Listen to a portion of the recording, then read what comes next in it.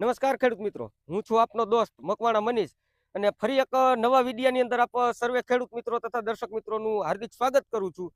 ને મિત્રો આજે આપણે જે વાત કરવાની છે કે જે તમે જોઈ શકો છો કે આપણે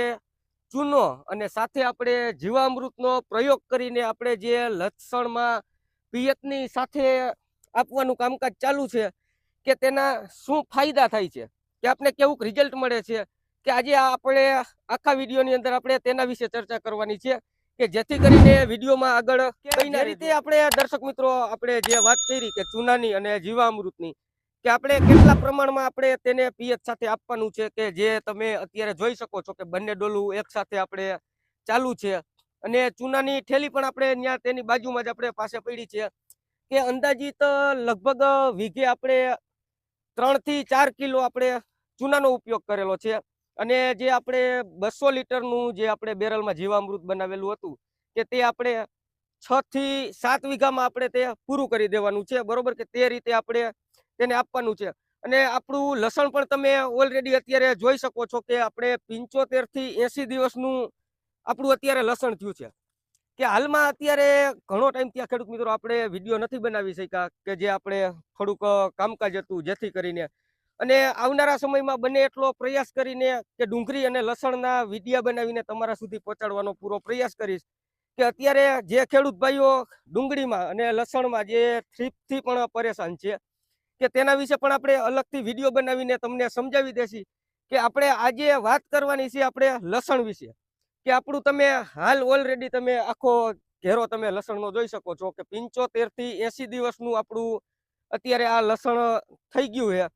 કે તેમાં આપણે અત્યાર સુધીમાં શું શું સારવાર કરી કે તે તો આપણે અત્યારે આ વિડીયોમાં નહીં જણાવી શકીએ અને ખાસ કોઈને જાણવું હોય તો કોમેન્ટ કરીને આપણે જણાવજો કે જેથી કરીને આપણે અલગથી વિડીયો બનાવીને જ આપણે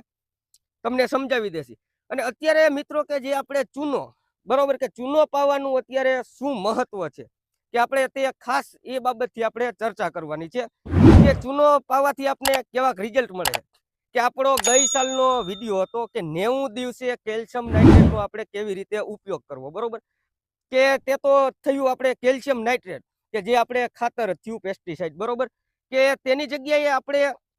આની પહેલા પણ આપણે આમાં ખાતર સાથે ચૂનાનો ઉપયોગ કરેલો હતો. તે પાવડર ફોર્મમાં ચૂનો હતો કે ત્યારે આપણે ટાઈમ નહોતો એટલે જેથી કરીને તમને નથી બતાવી શક્યા કે ત્યારે આપણે ખાતર લીધું હતું કે આપણે એમોનિયા સલ્ફેટ છે અને પોટાશ છે તેની સાથે આપણે ચૂનો મિક્સ કરીને આપણે આમાં છંટકાવ કરેલો હતો અને આપણે કંઈક જોરદાર આપણે રિઝલ્ટ મળ્યું ને જેથી કરીને આ વખતે એમ થયું કે આપણે જે ભીનો ચૂનો કે જે પલળી ગયેલો ચૂનો આવે છે કે તે તમે આ થેલી પણ આ જોઈ શકો છો કે જે ભીનો ચૂનો બરોબર કે જે પલળી ગયેલો ચૂનો આવે છે કે આપણે આલી ફેરે તેનો ઉપયોગ આપણે પિયત સાથે કરેલો છે અને લગભગ ખેડૂત મિત્રો આપણે આમાં ત્રીજી વખત આપણે જીવામૃતનો આમાં પ્રયોગ કરી છે ને લસણ પણ તમે જોઈ શકો છો કે ઉપાડીને તમને વ્યવસ્થિત રીતે આપણે બતાવી દઈએ કે 75 થી 80 દિવસનું લસણ આપણું કંઈક જો આ રીતનું આપણું લસણ થઈ ગયું છે અને થ્રીપ ખેડૂત મિત્રો આપણે આવા જ નથી દીધી, બરોબર કે જેથી કરીને જે ખેડૂત મિત્રો અનુભવી હશે તેને ખબર જ હશે કે અહીંયા ખબર આપને પડી જાય કે થ્રીપનો એટેક આપણે આવા જ નથી દીધો કે એવી રીતના આપણે કંઈક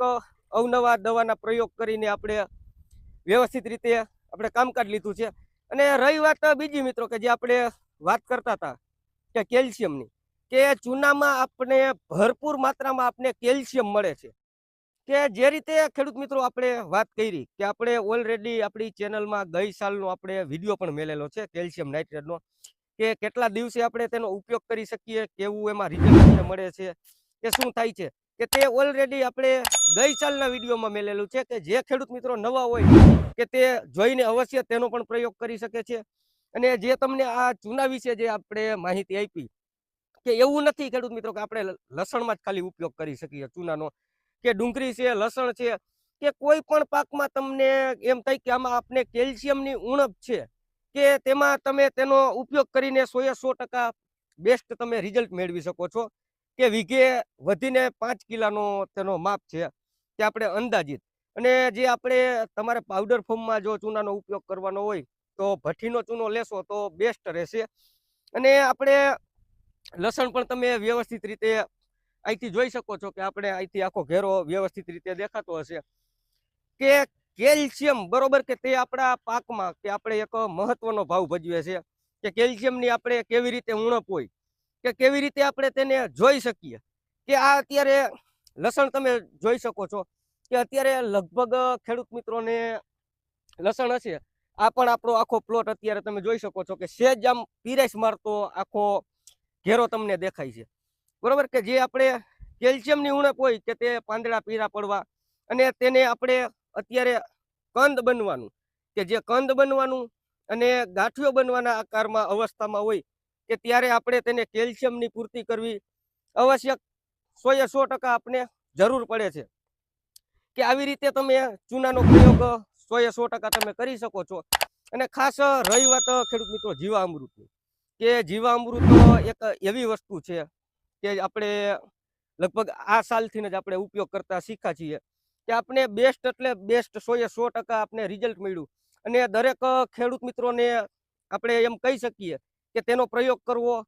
ખાસ જરૂરી છે. કે ગમે તે પાકમાં તમને દવાનો ખર્ચ, ખાતરનો ખર્ચ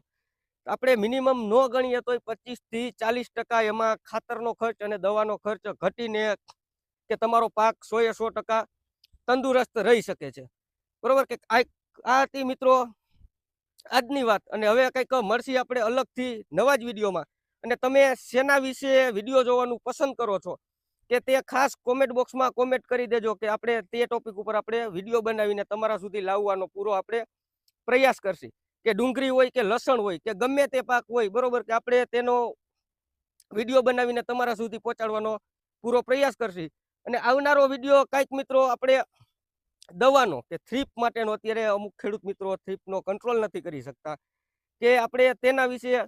આપણે માહિતી આપણે આપવાની છે. કે આવનારા વિડીયોમાં આપણે પૂરો આપણે પ્રયાસ કરીને તમારા સુધી માહિતી પહોંચાડવાનો પૂરો પ્રયાસ કરશી. કે બસ મિત્રો, હવે આજના વિડીયોમાં આટલું જ. મળશે કંઈક અલગથી નવા જ વિડીયોમાં. જો ચેનલ ઉપર અથવા વિડીયોમાં નવા હોય તો ચેનલને સબસ્ક્રાઇબ કરી લેજો અને ફેસબુક પેજ ઉપરથી જોતા હોય તો પેજને ફોલો કરી લેજો.